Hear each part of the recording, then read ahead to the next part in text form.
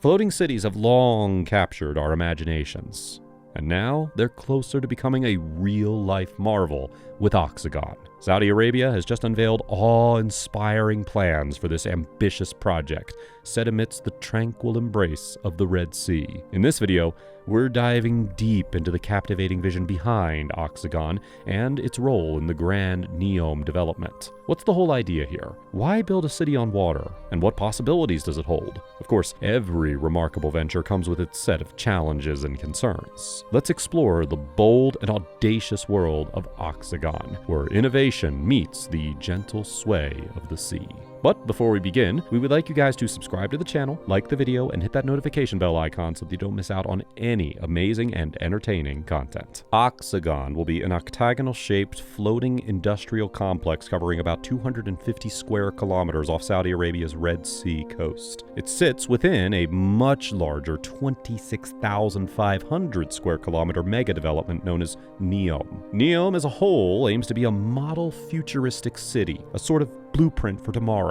The Saudi leadership views Neom and Oxagon as part of diversifying the economy and accelerating innovation under the kingdom's Vision 2030 plan. The goals are certainly ambitious. Neom is projected to cost $500 billion when completed. Backers say Oxagon alone has the potential to reimagine global trade and manufacturing. The larger Neom project is planned as a sustainable, high-tech region powered by renewable energy like solar, wind, and hydrogen. It will implement emerging technologies like artificial intelligence, robotics, biotech, and autonomous transportation on a huge scale. The larger Neom region has several other planned focal points. These include the Line, Trojena, and Neom Bay, each tailored for specific purposes within the overall city. First up, there's the Line, a super long 170-kilometer city that's only 200 meters wide. Originally, they thought about having lots of separate buildings, but in July of 2022, they changed their minds.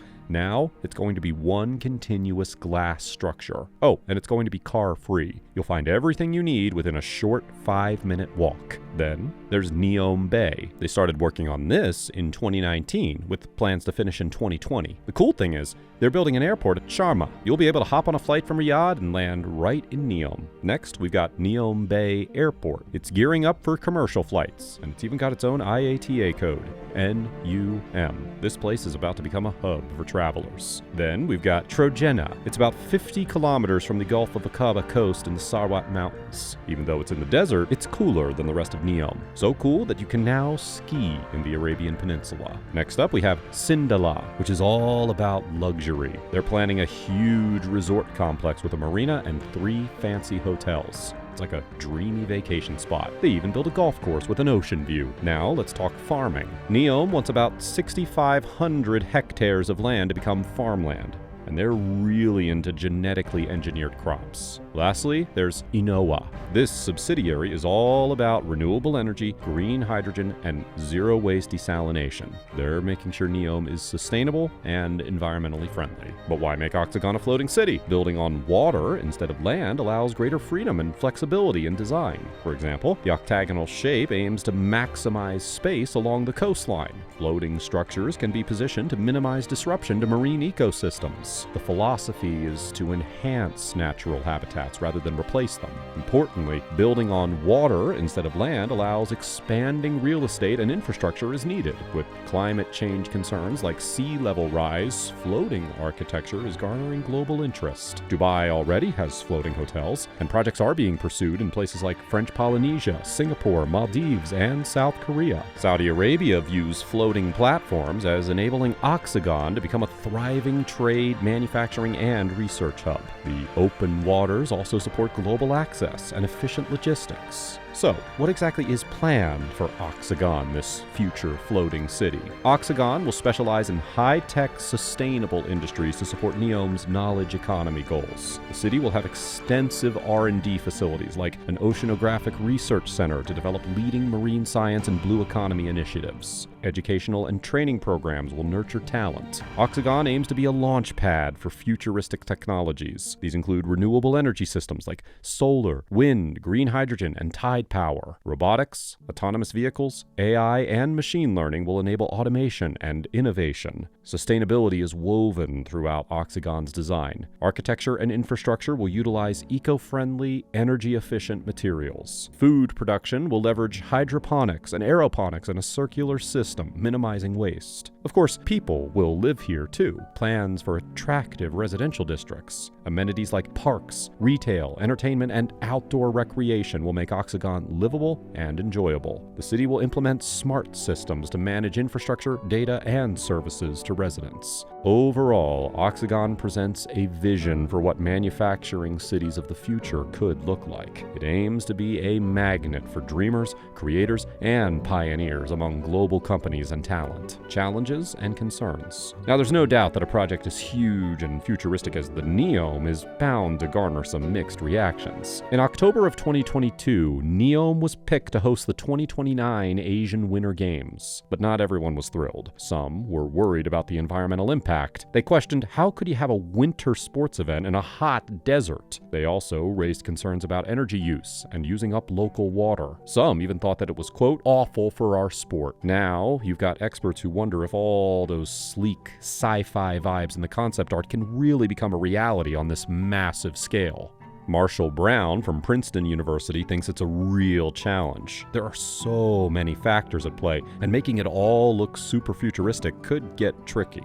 Helene Chartier from C40 Cities looked back at past linear city projects that never got off the ground. She also raised questions about how this design could affect the wind inside the city. However, she did give a nod to the idea of making the city dense and regulating heat. Dutch architect Winnie Maas was intrigued by the concept, but he didn't like the idea of a monotonous profile. He's concerned about how it could mess with the wind inside the city. But he did give props to the city's approach to packing things close together and managing heat. Philip Oldfield from the University of New South Wales thinks the quality of life in the line might depend more on how well it's managed rather than how it looks. He also pointed out the environmental impact, like the carbon footprint from all that glass, steel, and concrete. Plus, a 170-kilometer city might mess with nearby ecosystems and migration paths, kind of like highways do, and those shiny, mirrored exteriors could be a problem for birds. Some experts are worried about data collection in the line. They think it might turn into a surveillance city because of data sharing deals that might not respect consent. And given Saudi Arabia's record on human rights, there's concern about how they might use that data. Neom's CEO says they're working on privacy, and they've got data protection laws in place. Beyond the city itself, there's a spotlight on the Saudi government's actions. In 2022, there was a lot of attention on the sentencing to death of some members of the Hawatat tribe who refused to leave their village for the Neom project. It raised eyebrows and some tough questions. Lastly, Etienne Boabdo,